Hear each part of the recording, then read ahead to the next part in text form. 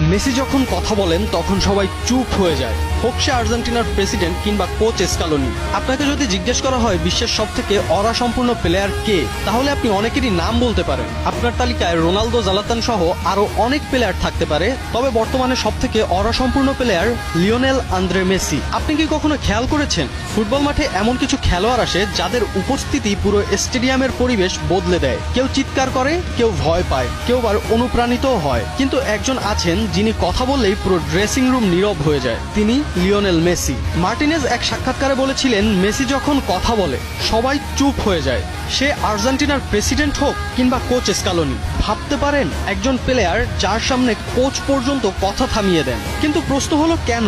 এটা কি শুধু তার 8টি ব্যালন ডি'অরের জন্য, নাকি বিশ্বকাপ জয়ের জন্য? না, মেসির অরা তৈরি হয়েছে অন্যভাবে। 2022 বিশ্বকাপের সেই রাত মনে আছে? ফাইনালের আগের ড্রেসিং রুমে কেউ চিৎকার করেননি, কেউ বড় বড় কথা বলেননি, শুধু মেসি শান্ত গলায় বলেছিলেন, আজ আমরা ইতিহাস লিখতে নামছি। আর সেই একটা কথাই যেন পুরো দলকে বদলে দিয়েছিল। আর তারপর যা হয়েছিল তার সবারই জানা আছে। ডিপল, ডিমারিয়া, এমিলিয়ানো মার্টিনেজ সহ সব সতীর্থদের চোখে মেসি শুধু অধিনায়ক না, তিনি একটা অনুভূতি। ওতামেন্ডির শরীরে মেসির ট্যাটু।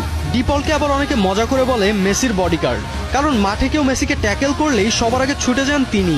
এইসব বিষয়ই মেসিকে নিয়ে যায় অনন্য উচ্চতায়।